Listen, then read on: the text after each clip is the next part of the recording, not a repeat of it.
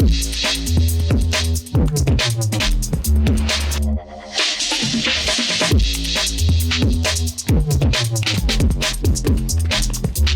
intelligente VO Et la société Péris, partenaire du rugby languedocien, vous présente Série Rugby.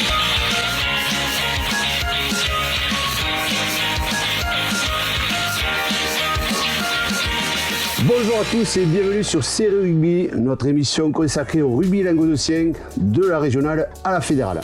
Donc avec moi les chroniqueurs Eric. Salut Michel. Tu vas bien? Ça va impeccable. Et l'indéboulonnable Bubu qui est Salut, salut Michel. Alors, vous l'avez compris, j'ai la lourde tâche de remplacer Alain. Déjà, t'as un peu plus de cheveux. Voilà, mais voilà, à ce qui paraît, il a enfin décidé d'aller en Turquie, donc on verra ça quand il reviendra. Il devrait revenir avec une coupe comme les Jackson 5. Donc, il y a du boulot. on est tous impatients de voir ça. Il va falloir qu'il y ait 2 ou 3 fois. Donc on va attaquer, mon cher Bubu, notre émission sur les pronostics. Yes. Attends, je te remets le code. Remets-moi le code parce que là, du coup, j'ai plus rien. Voilà. Donc on est déjà à la moitié du championnat. Yes. D'accord. Premier match des matchs retour dimanche. Premier match des matchs retour. Donc on va voir un petit peu ce qui va se passer sur la Régionale 3 en poule 1. Donc sur cette poule 1, on a le Stade Bessané qui est premier avec 32 points, suivi de près par l'entente des Trois Clochers. Ensuite, il y a un petit décrochage avec l'Union Catalane. Qui a déjà 10 points de retard. Voilà, la Côte Rocheuse, Metz et Montpellier. Et même Cabestany. Cabestany qui est encore dans les clous avec 17 points. Et après, on a 2 équipes un petit peu décrochées, l'Avenir Salanquais et Corbière-Maritime. Exactement. Voilà, les seuls au doigt de la poule d'ailleurs. Tout à fait. Il n'y a pas de victoire d'ailleurs. Non, qui sont un peu dans le dur cette saison. Et qui ont moins de points, donc tu vas peut-être m'expliquer pourquoi.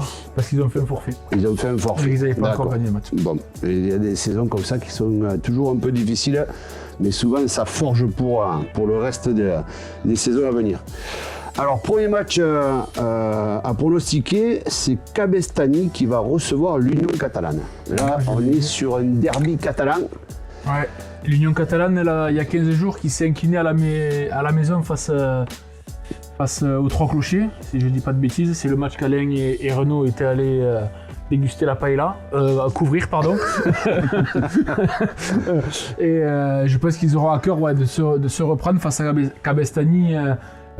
Qui est derrière, qui est avec une victoire, Cabestany reviendrait au même nombre de points. Pardon. Ouais, et puis ça leur permet de ne pas être décrochés des Trois Clochers et de Stade Bessané qui caracolent en tête. Ouais, ils ont quand même 10 points de retard, mais s'ils veulent rester là-haut, il faut, surtout quand on voit les autres oppositions, notamment il y a un Côte Rocheuse Stade Montpellier qui va aussi valoir son pesant de cacahuètes un peu plus tard. D'accord. Donc tous les deux, vous pensez que l'Union Catalane va gagner à l'extérieur. C'est un beau pronostic. Deuxième match, on a justement la Côte Rocheuse qui reçoit le Stade Montpellier. Non, c'est celui-là le deuxième. Stade Bessané. Donc c'est le Stade Bessané qui reçoit l'entente Marseille-Metz. Là c'est un beau derby, mais le Stade Bessané qui est leader de cette poule, qui affronte cette nouvelle entente depuis cette saison, qui quand même marche pas mal. Qui a eu du mal un peu à démarrer, puis qui a enchaîné quelques bons résultats. Mais bon, le Stade Bessané à la maison quand même, ça va être dur d'aller les chatouiller. Les hommes de Manu Gimeno donc, sont favoris sur ce match-là. Effectivement, au score, ils ont quand même fait un peu l'écart déjà au classement. Donc, je reviens sur le troisième match du coup, voilà. L'US Côte Rocheuse qui reçoit le Stade Montpellier. Je pense que les Catalans ont leur carte à jouer. Ils ont fait des bons résultats là, ces derniers temps. Ils se sont notamment imposés il y a 3 semaines à Trusy-Saint-Chinian 40, qui était leader à l'époque. Et surtout, ils s'étaient imposés à l'aller au Stade Montpellier d'un petit point, mais ils s'étaient imposés. Donc ils doivent confirmer à la maison. Ouais, il y aura quand même un air de revanche sur ce match-là. Stade Montpellier qui avait perdu chez lui. À mon avis, ils vont vouloir rendre la monnaie de leur pièce. Donc, du coup, le Stade Montpellier, si j'ai bien compris, ils n'ont plus leur ailier super je crois que déjà, ouais. il le faisait plutôt jouer au centre, mais je ne l'ai pas trop vu cette saison. Je ne suis pas sûr qu'il soit. Parce qu'il tourne autour du club, mais je ne suis pas sûr qu'il ait fait des feuilles. Il n'est plus trop présent. Et donc on va finir par le dernier match, l'Avenir Salanquet qui reçoit l'Entente des Trois Clochers. Évidemment, vous êtes toujours d'accord, c'est ça qui est bien. Vous êtes concerté avant de Non, le dire, même pas, un peu le temps.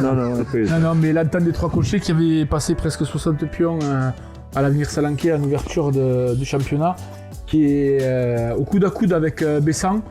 Et Bessan reçoit, ils se doivent d'aller faire des points, surtout que, comme je l'ai dit un peu au début, ils ont laissé passer des points à la maison face à la Côte-Rocheuse, donc il faut qu'ils aillent les rattraper à l'extérieur. Avenir Salanquet qui n'est pas bien classé dans cette poule. Même s'ils les avaient déjà rattrapés à l'Union catalane. Les Trois Clochers devraient gagner. Très bien, allez on continue, on va passer sur la poule 2 de la régionale 3. Enchaîner, il n'y a pas de jingle. Il n'y a pas de jingle. Le jingle c'est entre 3, 2 et 1, c'est tout.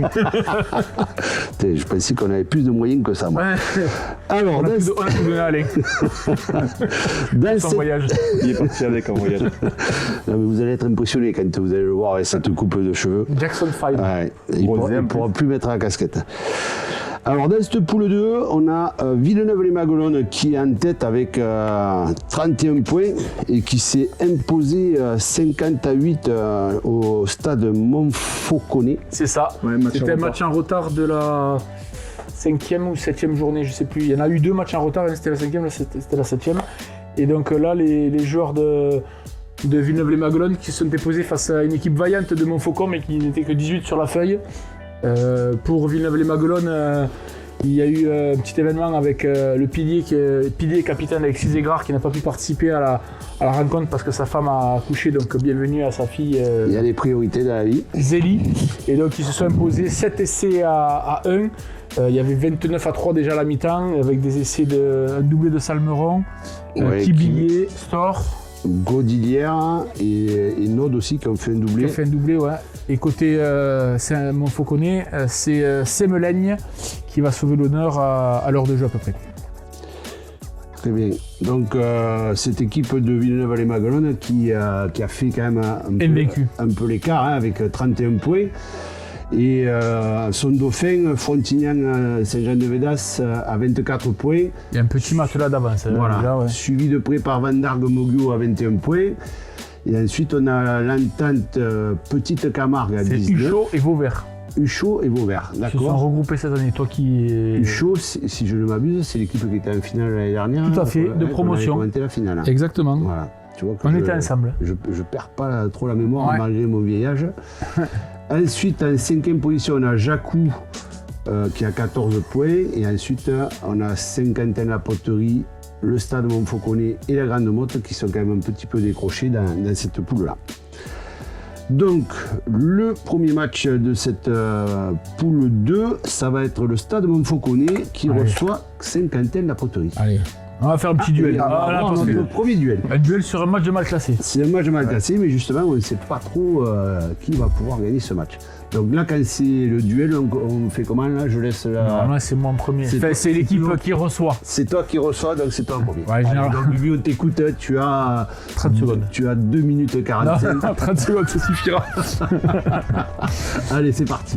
Allez, ben, le stade de Montfauconnet qui doit accrocher une victoire à la maison face à cette jeune équipe de Saint-Quentin-la-Poterie. Au match aller, il s'était incliné de peu, hein. Il y avait eu 16-9.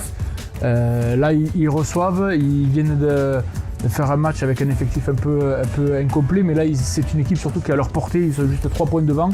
Et il faut mieux concentrer ses forces face à cette équipe-là que Villeneuve-les-Maguelones, qui était leader et invaincu. Donc ils ont l'occasion de remporter une victoire à la maison. Très bien. Eric, pareil, tu as le droit qu'à 30 secondes pour Je n'aurais pas défendre besoin de ton 30. opinion. Non, pour les mêmes raisons qu'a dit Bubu, mais moi c'est dans l'autre sens. Cette équipe de stade Montfauconnet qui a un effectif qui est assez réduit. Et puis Saint-Quentin-la-Poterie, on le voit, qui de semaine en semaine commence à gagner son match et commence à faire des résultats où ils perdent de très peu à l'extérieur. Donc je pense que Stade Montfauconnet va avoir du mal à digérer un peu cette défaite à la maison et il risque de perdre une seconde fois. Bien, effectivement, On verra lundi. Oui, et du coup, il y a de l'argent en jeu là. Non, on a bière, arrêté. ouais, On fait tout à la bière maintenant. Les petits bérets. Tout à la bière sans alcool. Parce que nous, ça après, va alors. En tous les cas, c'est sûr que pour ces deux équipes, c'est vraiment l'occasion de sortir un petit peu de la zone dangereuse. Donc on est impatient de voir ce qui va se passer ce week-end. Deuxième match, donc c'est la Grande Motte qui reçoit Vandargue Moggio. Alors là, j'avais su d'avant. Vous avez déjà voté à deux reprises. Match aller, premier match de championnat, c'était Vandargue Moggio qui s'était imposé 34-33. C'était quand même assez serré. C'était assez serré. Après, les Sharks ont eu un peu plus de mal tout au long de la saison, même s'ils ont accroché leur première victoire il y a 15 jours. Mais là, Vandargue Moggio, quand même, qui est dans le trio de tête, qui a des ambitions, il faut qu'il s'impose chez un mal classé pour rester dans le bon wagon. Très bien, on enchaîne donc avec le troisième match. C'est l'Entente Petite Camargue. L'Entente Petite Camargue qui reçoit Villeneuve-les-Maguelones. C'est bon. Parce qu'Alain, il n'a pas de cheveux, mais il y voit bien. Il y voit bien. Ouais, mais il met des lunettes quand même. L'Entente Petite Camargue, Villeneuve-les-Maguelones. Donc là, pareil, vous êtes... Villeneuve invaincu. L'Entente Petite Camargue qui a milieu de tableau, mais je pense que Villeneuve a les ressources pour aller gagner là-bas.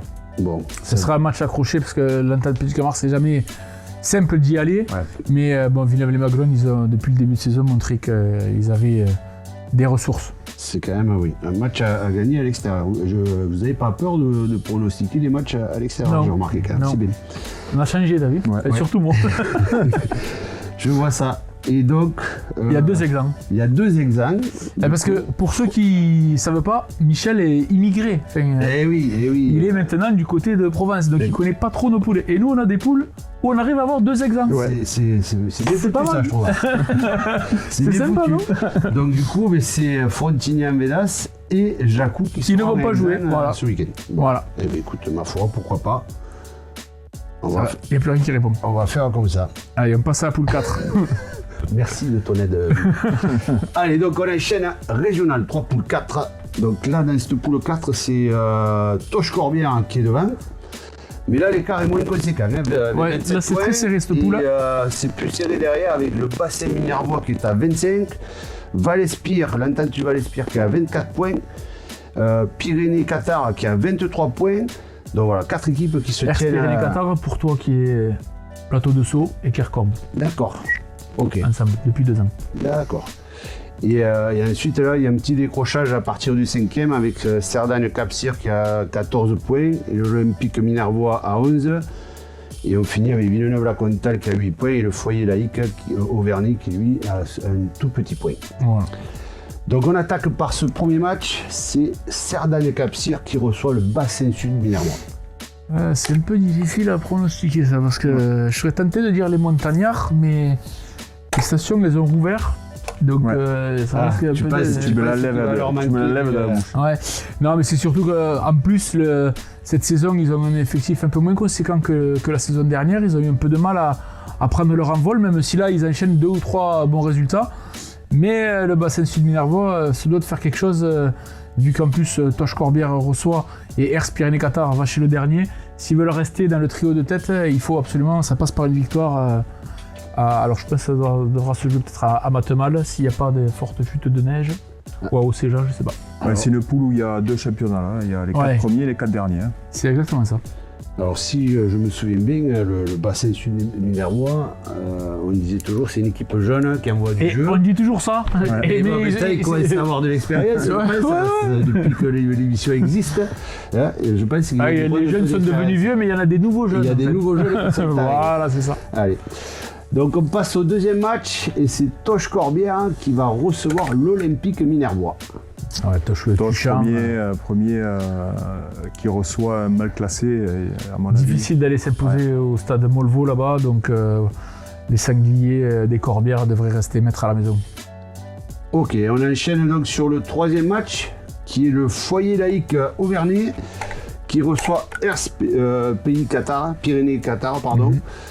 Le Foyer Laïque qui toujours après leur première, qui court toujours après leur première victoire. Là, c'est comme je l'ai dit tout à l'heure. Là, c'est simple, c'est les bien classés qui vont chez qui jouent contre les moins bien classés, qui jouent contre les moins bien classés.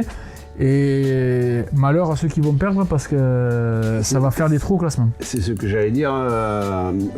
D'aller chez un mal classé, c'est toujours dangereux parce que voilà, la défaite, après, elle peut compter cher par rapport aux autres.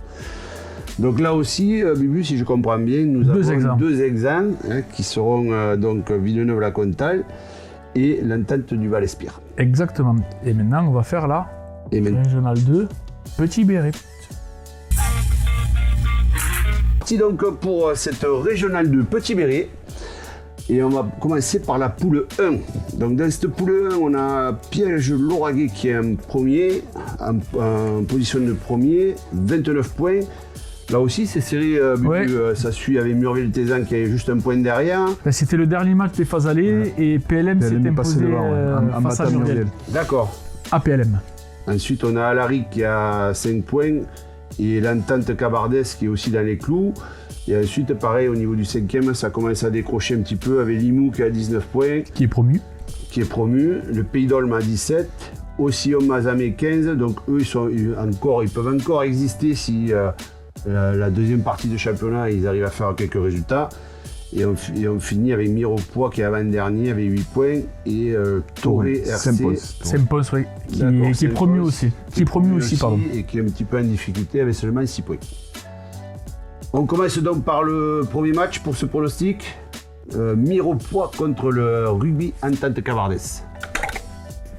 Et décidément, vous êtes toujours d'accord, victoire à l'extérieur. Le REC qui a un beau, alors pour toi qui n'a pas fait beaucoup d'émissions cette saison avec nous, le REC a 3 anciens joueurs de Carcassonne parmi eux, notamment Joël Kofi, le 3e ligne Urzake, il me semble, et un pilier, donc j'ai oublié le nom. Donc ce sont des belles valeurs ajoutées. En plus, ils avaient déjà quand même un bon groupe depuis quelques saisons. Donc ils enchaînent les bons résultats. Ils ont eu quelques défaites quand même, mais c'est quand même une équipe solide de la poule. Oui, mais je comprends parce que Kofi, pour l'avoir vu jouer, il doit plus être tout jeune maintenant, mais il était toujours très actif quand même. Et j'aimerais toujours pas l'avoir en face de moi. Je crois qu'ils ont 3 défaites et c'est contre les 3 qui sont contre les 3 premiers. Les 3 premiers. Allez, on enchaîne donc avec le match d'après. Alaric qui reçoit le Pays d'Olme. La Velanie. Alaric à Douzens, c'est difficile d'aller s'y imposer. Cette année, ils sont sur une bonne saison aussi, sans trop faire de bruit, sans faire de tapage, mais ils sont à l'affût, là, juste derrière les 2 leaders, donc je ne les vois pas s'incliner à la maison. Eric, je vois que tu es du même avis. Non, je suis du même avis. Rugby Pays d'Olme qui fait partie. Alors, ce serait bien qu'ils fassent un coup à Alaric parce que ça leur permettrait de passer dans la partie haute du tableau. Mais comme disait Bubu, chez Alaric, pour aller gagner, surtout à ce moment, dans l'état de forme où ils sont, ça va être compliqué. Très bien. On enchaîne donc avec le 3e match. Il y avait eu match 32-32. Ah oui. 32-32. Ça avait quand même été ça joue. Un peu plus serré. Match suivant, Ossillon Mazamet qui reçoit Toré RC, donc s'impose. Oui, c'est ça. C'est ça. Et Toré qui a du mal cette année, ils sont promus, donc ils ont un peu de mal. Je crois qu'ils n'ont qu'une victoire. Et une victoire, il me semble. Une victoire, et Ossillon qui est un peu plus, qui a quand même un peu plus de points dans cette poule, devrait l'importer chez lui. Allez, on finit donc dans cette poule avec le dernier match. Piège-Lauragais, Malpère qui va recevoir RC Limoux. PLM qui est sur une forte dynamique, qui avait connu la défaite lors de ce premier match à Limoux 36-28. Ah, c'est une revanche. Voilà, et c'est pour ça, c'est d'autant plus pour ça que je les mets vainqueurs, parce que je pense qu'ils se rappelleront un peu du match aller et ils auront à cœur de se racheter. D'autant plus que comme c'est Murville qui est exempt, ça leur permettrait de creuser un peu le trou au classement. Même si on sait du coup que Murville a un match à moins, c'est toujours bien de se voir avec plus de points et de faire le trou. D'accord. Mais bon, il va falloir quand même qu'ils restent vigilants parce que s'ils ont déjà perdu contre Limoux, ça veut dire que Limoux est capable de les battre. Hein. C'est ça. Donc attention à ces matchs pièges là. Donc tu l'as dit, Exan, Murville-Tézan dans cette poule qui comptera un petit peu les points à deux côtés. Allez, on continue donc. Si ça marche. Ça veut pas marcher avec toi. Hein. Allez, la poule 7. J'ai un problème avec l'informatique. Donc, Régional 2, Petit Béret, poule 7. Donc là, c'est Montady qui est en première position dans cette poule. Invaincu. Invaincu, Montady. Invaincu aussi. Donc attention, parce que comme il dit Alain, hein, de ne pas perdre de match, c'est pas bon non plus. Hein. Oui, il faut toujours en perdre une avant la fin. Voilà, il faut en perdre avant la fin parce que sinon il s'habitue mal. Et souvent, celui qu'on perd, c'est pas le bon. Série de prix par Nissan Colombier. 2 défaites, mais quand même, tu vois qu'avec 2 défaites, ils sont pas loin au classement parce qu'ils avaient fait un début de saison. Beaucoup de bonus. Tony Truant avec, il me semble, 5 matchs, 5 bonus sur les 5 premières journées. Et les défaites qu'ils ont eues contre Montréal et contre Canet, ouais. Les deux, il y avait bonus. Donc justement, derrière eux, à 5 points, on a Lurang 15 qui était finaliste du championnat de France l'année dernière, si je m'abuse. Oui, de Régional 3. De Régional 3, donc qui est promu voilà. Et qui là, est dans le quand même un trio de tête, donc voilà. Qui se fait une belle saison encore. Canet qui est en 4e position avec 20 points et qui peut aussi peut-être postuler encore pour cette fin de championnat. Et après, on a les équipes qui commencent à être un peu décrochées avec Ponteilla 17 points. Promu aussi. Promu, Port-Tiragne-Cers, Villeneuve. Pas promu, Ponteilla. Je crois que je suis une bêtise. Si, promu Ponteilla. Ok. J'étais plus sûr. Port-Tiragne-Cers, Villeneuve avec 17 points aussi. Séverac 15 points. Et ensuite, Ouveillan-Cuxac et l'Avenir Bleu et Blanc qui sont un peu décrochés. Ouais, 2 jeunes équipes. Ouais. Très L'Avenir Bleu et Blanc qui redémarre cette année. C'est ça. Et qui s'appuie sur les jeunes. Et qui a accroché une première victoire il y a 3 semaines, il me semble. Ouais, contre Ouveillan d'ailleurs. J'en profite d'ailleurs pour saluer le travail d'Olivier Palatin avec ces jeunes et qui travaillent sur la durée. Et certainement que cette équipe, on en reparlera dans quelques temps. Martial Echard aussi. Et à Martial aussi. Donc on commence le premier match de cette poule. Ponteilla qui reçoit Nissan. Enfin un duel. Je pensais que vous alliez mettre Nissan tous les deux. Mais non. Donc on commence par l'équipe qui reçoit toujours. C'est ça. Allez, c'est parti. Non, voilà. Je mets Ponteilla. Je mets Ponteilla pour 2 raisons. La première, c'est pour motiver Dadou et Dorian Liranzo. C'est pour les motiver un peu. Non, et je mets Ponteilla parce que c'est une équipe qui est difficile à manœuvrer chez eux, qui ont gagné, je crois, tous leurs matchs à la maison, si je ne me trompe pas, et qui vont mettre en œuvre. Nissan a un peu de mal à se déplacer, ils viennent de perdre à Lioran. Donc je mets Ponteilla, qui a gagné d'ailleurs son match contre Lioran à la maison, et je les mets vainqueurs sur ce match. Je suis pas sûr qu'ils aient que des victoires à la maison, mais... En tout cas, ils ont des bons résultats à la maison. Oui, ça c'est sûr. Donc c'est très difficile d'aller à Ponteilla, ça c'est sûr. Bubu, on attend. Attends, je suis en train de vérifier. Si t'as raison, ils n'ont que des victoires à la maison. C'est ça. Ben, Nissan Colombier qui doit aller faire les points chez les équipes un peu moins bien classées. Ils avaient gagné avec le bonus au match aller. Ils doivent continuer à s'imposer pour garder le rythme de Moria Montadi. Surtout que Moria Montadi ne joue pas. Donc s'ils veulent reprendre la première position, ils se doivent d'aller s'imposer à Ponteilla. Mais en tous les cas, c'est un match un peu piège pour Nissan là. S'ils veulent rester au basque de Moria Montadi, il faut qu'ils aillent faire un résultat. Et d'après vos pronostics, ça ne va pas être si évident que ça. Après, c'est vrai que Nissan récupère des joueurs, notamment les doublées licences. Je crois qu'il y a le frère Liranzo qui revient, donc c'est un peu risqué mon pronostic, mais je l'assume. C'est qui, c'est Lambert? Oui, Lambert, qui est en double avec Servien. Il est toujours à Servien. Oui, il est en double avec Il a fait le début de saison avec Nissan, et là il a enchaîné 2-3 matchs avec Servien, et là apparemment il va reprendre. Ouais. D'accord. Bon, je vois qu'il est toujours en forme, donc j'en profite pour le saluer. Allez, on passe au deuxième match. Ouveillan-Cuxac-Salel qui reçoit Canet. Là, c'est notre ami Wally qui vous a filé un petit billet pour supporter. Cette jeune équipe d'Ouveillan avec pas mal de jeunes et de nouveaux joueurs qui a un peu du mal à trouver la bonne combinaison, même si c'est toujours une équipe accrocheuse, il n'y a pas de souci. Mais Canet, c'est un peu plus huilé et surtout ça vise le haut du tableau, donc il faut aller s'imposer chez les moins bien classés. Ouveillan qui a eu des blessés notamment importants, leur buteur qui est un excellent buteur qui a été blessé il y a 3 semaines je crois. Et donc c'est une force vive en moins et ça va être compliqué contre Canet. Très bien, on continue donc avec le troisième match. Séverac qui va recevoir Lurang. Là par contre, désolé pour nos amis de la Rainette, mais allez à Sévérac le 14 décembre. Ah ouais, carrément. Mettez les doubles doudounes parce que il va faire frisquette et c'est toujours difficile d'aller s'imposer là-bas, même si partir adversaire. Lyon se déplace bien, ils ont perdu que d'un point justement à Ponteilla et j'ai hésité, mais c'est deux équipes qui se valent, je trouve, en termes de jeu. Ben, ils sont au coude à coude. Enfin non. Au classement, il y a quand même un bon Lurang, Lurang a 10 points d'avance. Mais je pense que les Aveyronnais, ils sont pas à leur place au classement, donc je pense qu'ils ont de quoi faire douter Lurang et les battre. Donc le message est passé pour les Luraniers. Attention à votre déplacement. Préparez-vous bien. Et on finit donc par le dernier match, Port-Iragne-Cers Villeneuve qui reçoit l'Avenir bleu et blanc. Oui, là, c'est un peu déséquilibré, même si ils sont pas si loin que ça au classement. Port-Iragne qui reste sur une défaite à la maison face à Maurian. Il va falloir, je pense qu'ils vont vouloir se rattraper absolument. On n'a pas eu d'ailleurs, le match avait été arrêté, mais... j'ai pas eu plus d'infos pour l'instant. Ouais, on va voir comment ils auront digéré cette défaite. Si l'Avenir bleu et blanc a gagné son dernier match. Et les cartons en plus qu'ils ont pris. Donc, oui, ils ont pris les cartons.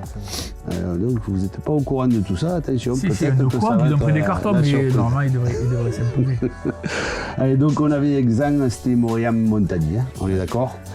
Donc on continue avec la poule 8, où là c'est Lunel qui est en première position, mais à égalité avec Marguerite et Saint-Gély-Pexel-Loup. C'est serré. Trois équipes à 28 points. Mende qui est juste 4 points derrière et Bagnols-Marcoul qui est à 23 points. Bagnols-Marcoul qui avait un match en retard contre Poussan et qui s'est imposé avec le bonus 36-10 face à une équipe vaillante de Poussan. Et bien que Bagnols avait quelques joueurs malades ou blessés, ils ont fait le job avec notamment des essais d'Erden et de Berle dans le premier quart d'heure. Puis un essai de pénalité pour Poussin pour arriver à la mi-temps à... j'arrive pas à voir le score du coup. Échec. Première mi-temps, voilà. 24-10, donc après un dernier essai de Loïc Bescon qui avait passé les transformations. Donc 24-10 à la mi-temps.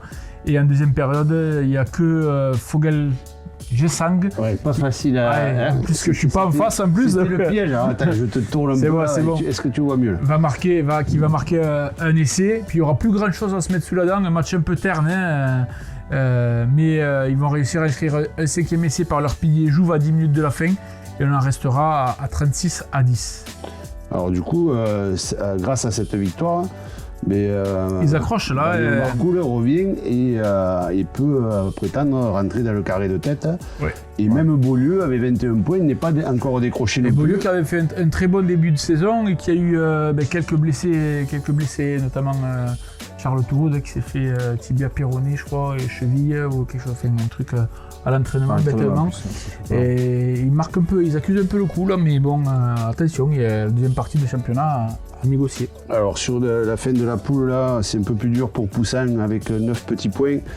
Saint-Gilles avec 7 et Salagou avec seulement 2 points. 2 points en sachant qu'ils ont fait un forfait, donc ils ont eu une victoire. D'accord. Allez, donc on va commencer nos pronostics pour cette poule 8 avec Lunel qui reçoit Bagnols-Marcoul. Ouais, les Lunélois à la maison. Leader. Après Bagnols-Marcoul, la semaine dernière était un peu diminué. Peut-être aussi qu'ils ont préservé quelques joueurs avant d'aller à Lunel parce qu'on sait que les joueurs de Bagnols ont envie d'aller accrocher les phases finales. Mais les jeunes Lunélois de Rodolphe, de Jean-Charles, et j'ai mangé le prénom du troisième entraîneur, excusez-moi, difficile de les manœuvrer à Ramadier là-bas. Voilà. Après, attention les gars, parce qu'une équipe qui vient de jouer et qui a mis 40 points va se déplacer quand même avec un peu plus de confiance face à une équipe qui est restée au repos et qui a peut-être un peu perdu de rythme. Mais bon, moi je pronostique pas, je suis juste là pour présenter. Toi tu fous la merde quoi, on a compris. Mais bon, on va te faire voter, on peut le faire voter. Je clique et je mets à côté. Allez, on passe donc au deuxième match. Je signale qu'à cause de toi, il a désactivé le bouton match nul, le réalisateur. Hein, donc... Donc on passe au deuxième match, Mende Lozère qui reçoit Marguerite. Et celui-là il est important, hein, mais comme tout à l'heure, aller à Sévérac c'est pas facile, aller à Mende c'est la même en couleur. Ouais. Même si Marguerite a une belle équipe, les Mandois qui ont déjà laissé passer des points, il me semble, à la maison, là ils vont vouloir... Marguerite qui est restée longtemps en tête de cette poule, mais qui a un peu plus de mal maintenant à passer devant Lunel. Mais bon, comme tu le disais, aller à Mende, qui est bien classé en plus, qui fait des bons résultats. Surtout qu'il y a des ambitions aussi, puis avec la victoire, il reviendra à hauteur de Marguerite. Donc, c'est ça. Match important. Mais j'en profite pour saluer le coach des U14 de Marguerite, parce qu'on a joué contre eux la semaine dernière, et je trouve qu'il a une belle équipe et un bon état d'esprit. Donc j'en profite pour le saluer au cas où il regarderait notre émission. On continue donc avec Saint-Gilles qui va recevoir Beaulieu. Ouais. Saint-Gilles compliqué cette saison, beaucoup plus compliqué que les saisons précédentes. D'habitude, on disait toujours aller à Saint-Gilles, il n'y avait pas peu d'équipes qui s'y imposaient, et cette année, c'est Saint-Gilles qui a du mal à s'imposer. Donc, comme on disait tout à l'heure, Beaulieu qui a fait une super deux premières parties de championnat. Là, il faut qu'ils aillent faire des points à Saint-Gilles. Là, s'ils veulent continuer à Mais avec les matchs qu'il y a en plus, ils sont obligés d'aller faire un résultat à l'extérieur. Donc forcément, sur un mal classé, c'est plus facile. Et on finit donc avec le Pixel-Loup qui va recevoir le Salagou, là aussi. Ouais, c'est assez déséquilibré. Hein. Pixel-Loup qui est leader ex-aequo, qui reçoit le dernier qui a pas gagné, qui a gagné un match, je crois, je te disais ça, oui. Oui, parce que tu m'as dit qu'ils avaient fait un forfait, donc comme ils ont 2 points. Attends, non mais ils ont eu des bonus. Attends, je suis pas sûr qu'ils aient des victoires, je crois que c'est que des bonus qu'ils ont eu. Qui ça? C'était Salagou. Le Salagou. Ou peut-être, attends, je regarde. Non, je crois qu'ils avaient une victoire à la maison, début de saison, je crois qu'ils avaient fait une victoire. Heureusement qu'Eric est là quand même. Non, mais c'est pas sûr, c'est pas sûr. Ils avaient fait un bon résultat contre un bien classé peut-être. Ah, ils ont gagné contre Mende. Voilà, c'est ça. C'est pas de début de saison, il y a 3 semaines. Ouais. Et c'est ça. Mais ouais, là, ça va être difficile au Pixel-Loup. Vous ne voyez pas aller faire un exploit au Pixel-Loup. Non. Bon, en tous les cas, vous êtes d'accord tous les deux. Donc l'équipe Exan, c'est Poussin. Et on va passer à la Régionale 1. Et on va passer à la Régionale 1. Allez, donc c'est parti pour cette Régionale 1, poule 1. Régionale 1, Petit Méry, pardon. Exact. Poule 1. Alors là, c'est Bédarieux qui domine cette poule avec 35 points. Donc c'est Bédaricienne de naissance. Oui, c'est vrai. Mais l'année dernière, déjà, ils avaient fait la finale en promotion. Ils étaient passés pas très loin. Oui, tout à fait. Ça avait été une belle partie d'ailleurs, face à des Landais qui jouaient pas mal au rugby. Et là, ils sont suivis de près par Olonzac Minervois à 2 points et Fleury qui a 31 points. Et ensuite, il y a Rugby Sévenol, les Rives d'Orbe qui sont encore dans les clous avec 8 points de retard. Et ça commence à se décrocher avec Montredon, l'Abbessonnier avec 19 points, Trèbes avec 14 points. Et les Plages d'Orbe, 11 points, l'Entente de la Tête, 8 points. Et Uzès, 7 points, qui eux sont un peu plus loin. Donc on va attaquer sur le premier match avec les Plages d'Orbe qui reçoivent Montredon, l'Abbessonnier.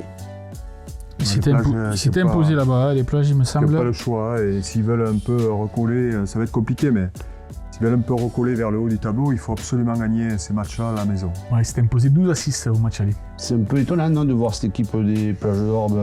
Ils ont eu un passage. Ils ont eu les 2 premiers matchs où ils se sont imposés.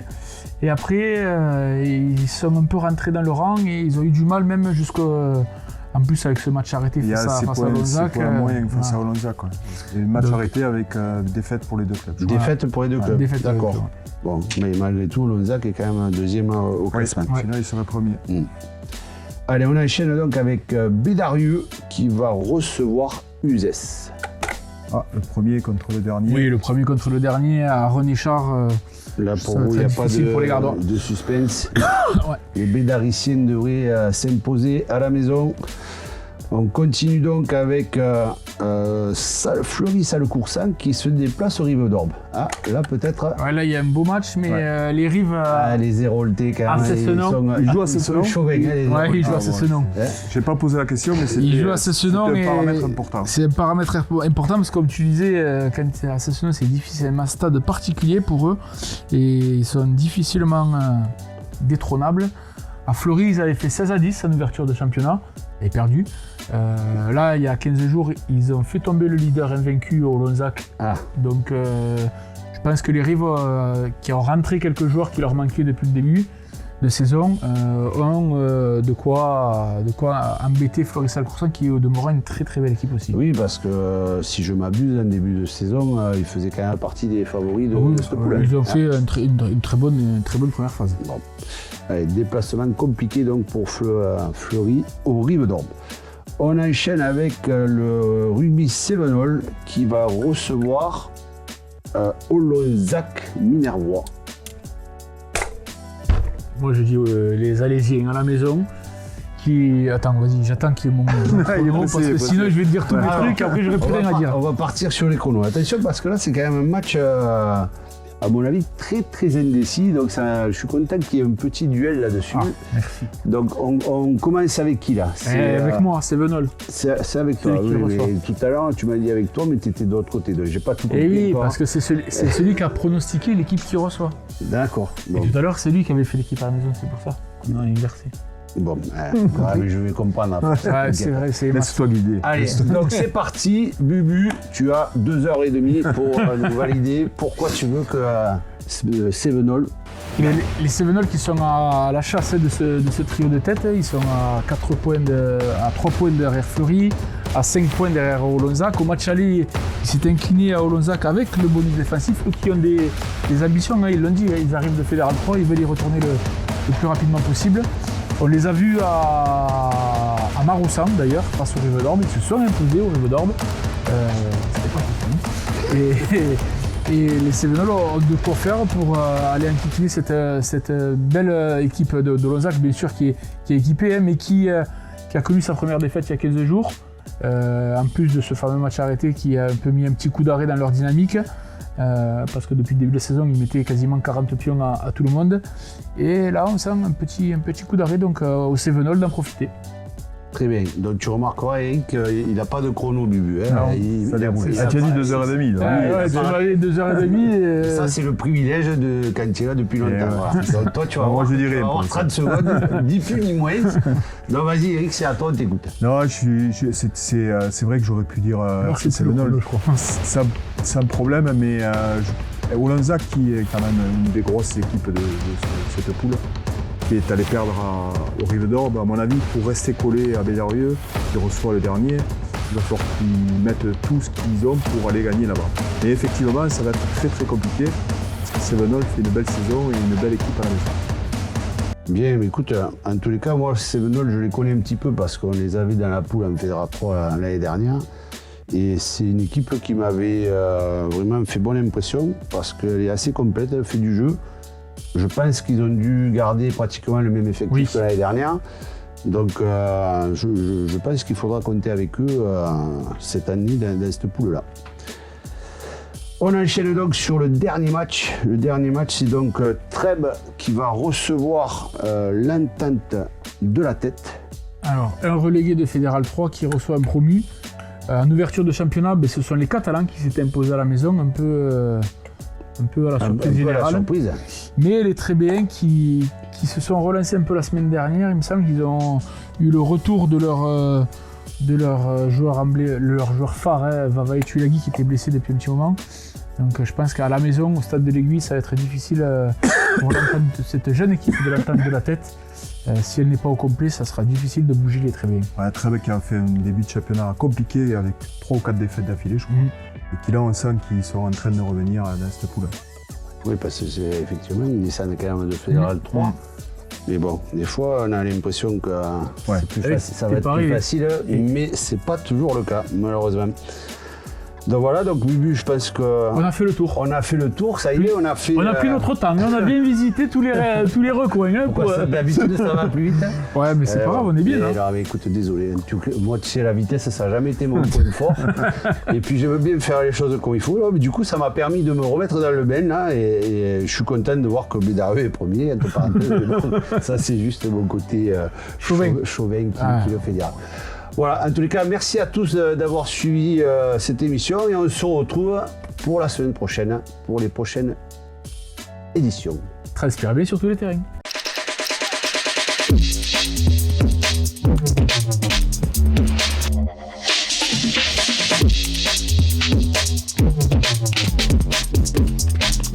Caméra intelligente VO et la société Péris, partenaire du rugby languedocien, vous présente Série Rugby.